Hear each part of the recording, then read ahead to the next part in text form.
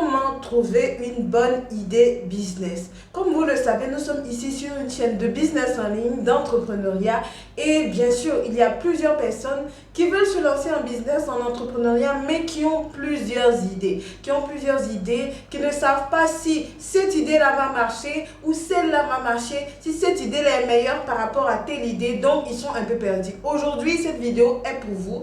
J'ai décidé de vous montrer comment affiner vos idées business, quels sont les critères que vous devez vérifier pour savoir qu'une idée business est bonne à lancer.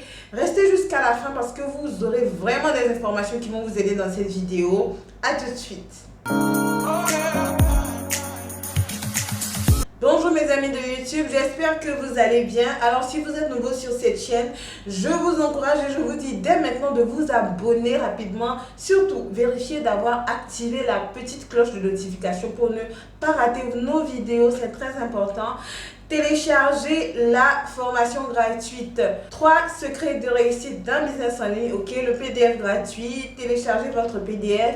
Et l'annonce spéciale pour cette semaine, nous sommes à quelques jours de la masterclass à Abidjan. Pour ceux qui sont sur cette chaîne, qui sont en Côte d'Ivoire, venez vous faire former, venez participer à cette masterclass de 4 heures de temps, ok. Il y a des exclusivités.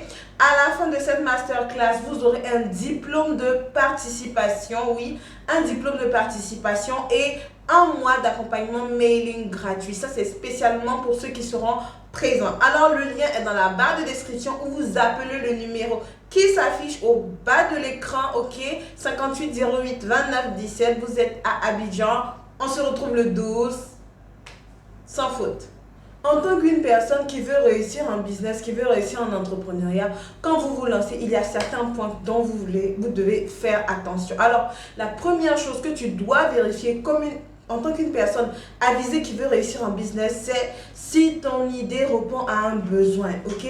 Je sais que vous entendez tout le temps, ok? Vous entendez tout le temps, il faut que ça réponde à un besoin, il faut que ça réponde à un besoin. Mais je vais vous expliquer ici, c'est quoi exactement?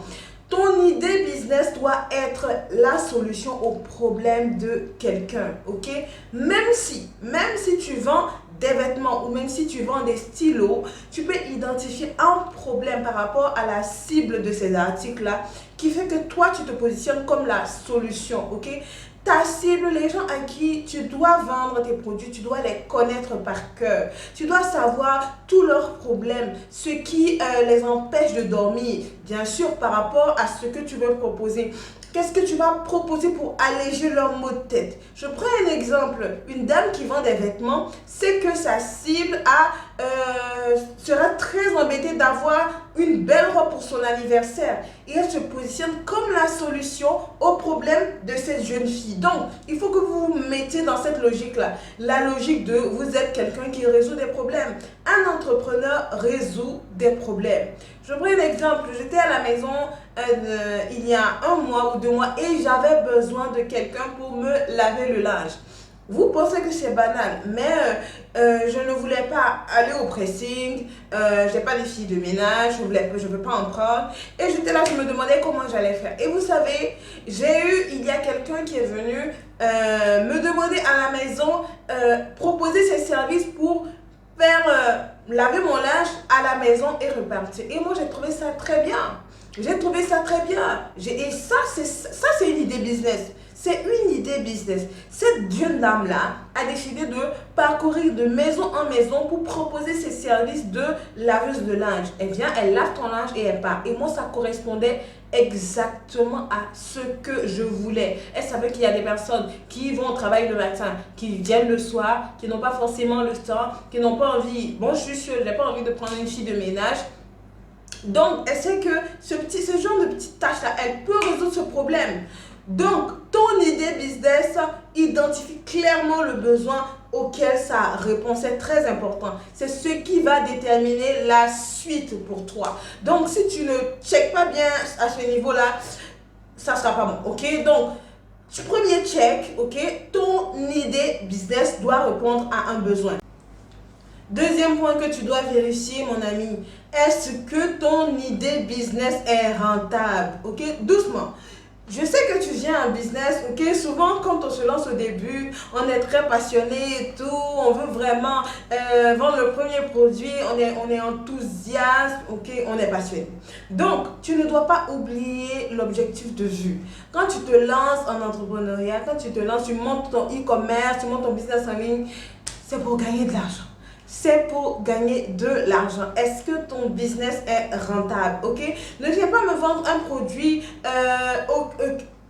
qui ne te rapporte pas de bénéfices. Ça ne, parce que n'oublie pas que tu as des charges. Et quand je dis rentable, c'est chiffre d'affaires moins dépenses pour avoir ton bénéfice. Quand tu viens me dire, ok, je gagne 100 000 euros par mois, ne me dis pas que tu gagnes 100 000 euros. Dis-moi le bénéfice que tu as de ces 100 000 euros de chiffre d'affaires là. C'est ce qui va déterminer si ton business est rentable ou pas. Il y a des business modèles, par exemple, des idées business qui sont très intéressantes, mais les marges sont très faibles et ça ne te permet pas de t'en sortir.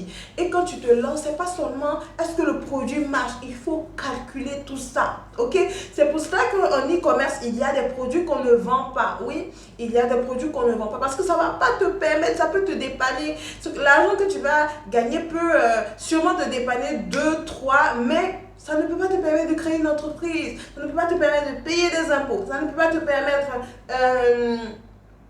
de payer des employés, ça ne peut pas te permettre, peut-être tu auras besoin d'un local dans ton business, ok? Dans le business en ligne, quand tu commences de la maison, c'est parfait. Mais à un moment, si tu as besoin d'un local, si tu veux vraiment agrandir tes activités, ça ne pourra pas. Donc, il faut que tu vérifies si ton produit, ton service que tu vas mettre sur le marché est rentable. Ça, c'est la deuxième condition. Et ça va te permettre d'éliminer tes business. Tu te renseignes sur le processus. Si c'est un produit, tu te renseignes sur le processus pour avoir le produit. Ça te fait combien? Tu calcules le coût de revient de ton produit. Tu calcules tout ce qui rentre en ligne de compte. Et maintenant, tu vois le bénéfice que tu peux avoir. Et par mois, l'objectif que tu t'es fixé par mois, si tu as dit que, ok, par exemple, je veux vendre 30 produits, tu vois combien ça te fait et tu vois combien est-ce que tu pourras avoir de bénéfices si tu enlèves tes charges. Donc, vérifie la rentabilité de cette idée-là et soit tu la gardes, soit tu l'élimines. Troisième chose que tu dois absolument vérifier lorsque tu te lances dans ton business, c'est de voir si ce business-là, s'il y a des concurrents sur le marché. Est-ce qu'il y a des personnes déjà présentes qui font ce que tu fais? C'est très important, ok? À moins que tu ne vendes un produit vraiment révolutionnaire, il y a toujours des personnes qui sont là, qui font dans la même chose que toi, qui font ce que tu veux faire. Et ces personnes-là, tu dois les identifier. Pourquoi? Si tu lances un business qui n'a pas de concurrent, tu es mal. Parce qu'il a été prouvé que 47% des entreprises qui se lancent seules sur un marché ferment. Parce que quand tu viens te lancer sur un marché où il y a des gens qui sont déjà là, tu peux les observer, tu peux apprendre de leurs erreurs, tu peux voir un peu, ok, qu'est-ce qu'ils font, quelles sont leurs forces, quelles sont leurs faiblesses, pour voir comment est-ce que tu te positionnes par rapport à ça. Je vous assure, Facebook n'a pas été le premier réseau social. Ils se sont inspirés d'autres réseaux sociaux qui étaient là. Ok, ils ont corrigé la lacune, ils se sont positionnés et ça a marché. Google, pareil, ce n'était pas le seul réseau social, le premier réseau social, ok, mais ils ont pu se positionner, le premier, pardon, moteur de recherche, mais ils ont pu se positionner. Donc, toi, à ton niveau, tu as besoin de savoir s'il y a des gens, en fait, je vois plusieurs jeunes qui sont tellement innovants, ils ont envie de trouver l'idée révolutionnaire qu'on n'a jamais entendue nulle part. En fait, c'est bien beau, mais tu as plus de risques de fermer parce que tu ne peux pas t'inspirer de quelqu'un, tu ne peux pas observer les stratégies. En fait, tu es un peu seul quoi. Et dans l'entrepreneuriat, c'est important d'identifier des concurrents et desquels tu pourras t'inspirer, tu pourras apprendre tu pourras vraiment te positionner et nager dans ton environnement concurrentiel. Bien sûr, lorsque tu es dans un environnement concurrentiel, ça veut dire que les gens vont voir ce que tu fais aussi, les gens vont te copier, mais ok, lorsque tu es dans un environnement comme ça, ce que tu peux faire, c'est d'être innovant, avec de nouvelles méthodes, avec de nouvelles stratégies, envoyer toujours de nouveaux concepts. Ça va te permettre de rester dans le game. Donc, identifie tes concurrents et positionne-toi. Quatrième aspect que tu dois vérifier, mon ami, c'est quoi ta valeur ajoutée? La valeur ajoutée, c'est quoi? C'est ce qui fait ta différence par rapport à tes concurrents. C'est ce qui te singularise, c'est ce qui fait ta particularité.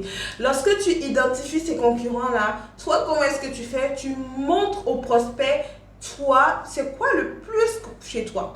Pourquoi est-ce que lorsqu'il y a plusieurs boutiques sur la rue, moi, je vais aller dans ta boutique? Pourquoi est-ce que par rapport à plusieurs business en ligne qui sont dans ta niche, moi, je vais aller acheter chez ta boutique en ligne? Il faut que tu m'identifies cette valeur ajoutée-là. Très important. Ta valeur ajoutée, ce qui va te permettre d'être à l'aise, ok, d'être à l'aise, parce qu'il faut toujours ça sera l'âme de ton business, ça sera l'âme de ton business. Aujourd'hui, on assiste à beaucoup de copier-coller, ok, ne soyez pas des copier-coller, vous devez avoir votre particularité, être authentique. Les clients cherchent des personnes authentiques. Pourquoi Burger King, KFC, McDonald's arrivent toujours depuis des dizaines et des dizaines d'années à rester dans le game, malgré qu'ils font le même produit phare. Tout simplement parce que chacun a trouvé sa valeur ajoutée. Chacun a pu montrer au consommateur c'est quoi ma valeur ajoutée. Et ça, iPhone le fait très bien avec ses clients. iPhone s'est mis dans un mood où, dans une logique où ils montrent à leurs consommateurs qu'ils sont spéciaux. Ils montrent à leurs clients qu'ils sont spéciaux. Limite, un utilisateur d'iPhone, il pense que les autres... ils pensent que les autres sont pas... C'est lui qui a le iPhone, quoi. Parce qu'ils ont mis ça dans la tête de leurs consommateurs. Ça crée leur différence. Ça crée leur valeur ajoutée forte. Ok, et ça, ils investissent beaucoup dans le marketing pour ça et tout. Donc, toi, par rapport à ton business, aussi petit soit-il, ou moyen soit-il, ou grand soit-il, tu dois avoir ta valeur ajoutée pour rester, pour ne pas mourir, pour ne pas que ça devienne vraiment une copie parfaite de ceux qui étaient déjà là avant toi. Ok, les maisons de téléphonie aussi, ils travaillent sur ça pour marquer leur différence. Donc, ne néglige pas ta valeur ajoutée. Regarde tes concurrents, observe-les, regarde un peu ce qu'ils font et toi, fais comprendre dans ta communication à ta cible que voilà ce qu'ils ont de nouveau chez toi lorsqu'ils viennent te donner leur argent. Vérifie ta valeur ajoutée. La cinquième chose que je vais te donner ici, c'est vraiment, il faut vérifier que ton idée business perdure dans le temps. Il y a des gens qui sont trop pressés. Ils veulent une idée business parce que ça marche aujourd'hui, quick, et puis après, ils laissent tomber. Non, lorsque tu veux vraiment bâtir ton entreprise, même dans l'e-commerce, ok, il faut que tu aies la vision, que tu vois que tu auras une entreprise qui fait 10 ans, 20 ans, 30 ans, etc. Ok, que tu as des entreprises solides comme Microsoft. Il faut voir cela en fait arriver. Donc, ne soyez pas trop pour les idées business quick. Ok, asseyez une idée business qui regarde sur l'avenir. Ok, et arrêtez de remettre à demain. Vous savez, le monde évolue tellement vite. Ok, aujourd'hui par exemple, si quelqu'un rêve d'avoir un grand hôtel dans 10 ans, vous savez bien que la tendance maintenant c'est Airbnb. Les gens les hôtels ont vraiment la concurrence avec les Airbnb. Le mec qui s'achète un immeuble, il loue tous les appartements. C'est comme ça que c'est en train de partir. Ok, donc vous devez identifier, avoir des idées business qui sont capables de perdurer dans le temps.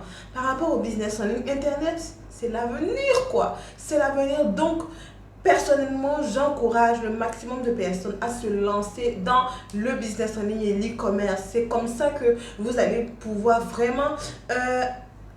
pour ça, c'est sûr quoi. Pour ça, c'est sûr que dans 10 ans, Internet va toujours donner, il y aura plus, et ceux qui vont se positionner à ce niveau-là vont vraiment avoir des résultats. Donc, vous devez vraiment faire attention à ça. Ton business doit être... il doit résister dans le temps. Sinon, tu vas vite fermer et ça ne donnera pas. L'une des choses importantes que je veux que tu retiennes aujourd'hui, c'est de vérifier si ton business est facile d'implémentation. Il y a plusieurs personnes qui m'expliquent leurs projets, qui me disent, Tatiana, vraiment ce projet c'est du lourd, il faut que je le lance maintenant. Quand j'ai calculé, j'ai fait mon business plan et tout, et tout, et tout. Mon projet nécessite 5 millions, nécessite 10 millions, nécessite 15 millions. Hey! Je connais très peu de personnes qui seront capables de te financer à hauteur de même ne serait-ce que 5 millions pour un projet qui est encore dans ta tête. Donc, la loi, c'est quoi? Ne néglige pas la loi des faibles commencements. Quand tu commences petit, il faut que toi-même tu sois en mesure de croire que ton projet va grandir. Moi, j'ai commencé comment? Avec ma connexion Internet, ok? Avec ma connexion Internet dans ma petite chambre. Mais aujourd'hui, on a des bureaux. Voilà, c'est comme ça. Aujourd'hui, j'ai du personnel. Aujourd'hui, j'ai des gens qui m'aident. C'est comme ça. Accepte de commencer petit. Si j'avais attendu les 5 millions, les 10 millions, je n'aurais jamais été devant vous. Je n'aurais jamais créé mon entreprise. Je n'aurais jamais fait ça, ok? Parce que les 5 millions ne viennent pas tout de suite. Donc, tu dois t'assurer que le projet que tu as actuellement est facile à mettre en place. Et ça a été l'un de mes critères préférés qui m'a permis d'éliminer beaucoup d'idées de business. Parce que quand je me lançais, le business en ligne n'était pas la première chose qui était venue en tête. Mais je me disais, quel est le business le plus facile que je peux lancer maintenant, right now? Qu'est-ce que je peux faire là maintenant avec les ressources dont je dispose? Ok, même si c'est 20 000 francs, avec 20 000 francs, qu'est-ce que je peux faire comme business? Ça, c'est les choses que tu dois te poser. Ok, accepte de commencer petit. Tu vas grandir sereinement. Mon dernier focus point pour toi aujourd'hui, c'est que tu apprennes à devenir un bon entrepreneur. Quelle que soit l'idée business que tu as, même si c'est une idée vraiment à 100 000 $, une idée en or, si toi tu n'es pas un bon entrepreneur, si toi ta personne n'est pas assez bâtie, tu n'as pas le caractère de l'entrepreneur, eh bien tu ne vas pas faire long feu. C'est quoi avoir le caractère de l'entrepreneur? C'est d'être dans une logique de continuer à apprendre au fur et à mesure. C'est l'entrepreneur, c'est l'aspirant entrepreneur qui se forme, qui regarde des vidéos comme tu es en train de regarder maintenant, qui participe à des masterclass. Et oui, tu dois venir aux masterclass, aux formations, parce que tout simplement, l'une des clés, des choses qui aident les entrepreneurs, c'est le réseau, c'est la capacité à avoir des relations. Et les personnes qui, le réseau fort, comment est-ce que tu bâtis le réseau fort? C'est pendant que tu assistes à des conférences, tu assistes à des formations, que tu rencontres des gens qui ont les mêmes défis que toi, qui sont peut-être plus avancés que toi, qui vont t'inspirer et qui vont même te donner des choses qui vont t'édifier dans ta vie d'entrepreneur. Donc, ceux qui sont à Abidjan, vous gagnez vraiment à venir à la masterclass. Imposez-vous ce genre de discipline. N'oubliez pas, vous ne devez pas être des personnes qui poursuivent le succès. Une personne qui réussit, elle attire le succès parce qu'elle se met dans des dispositions qui font que le succès ne peut que venir à elle. Ok, elle lit des livres, l'entrepreneur, il lit des livres, il participe à des formations, il s'éduque, il apprend de lui-même. C'est quelqu'un qui est vraiment discipliné à ce niveau-là. Donc, le dernier point que je veux vous donner ici, lorsque vous avez maintenant, c'est que vous avez tout ce qu'il faut pour avoir votre idée business en ordre. Travaillez sur votre personnalité, devenez de bons entrepreneurs et vous verrez que les résultats seront immédiats.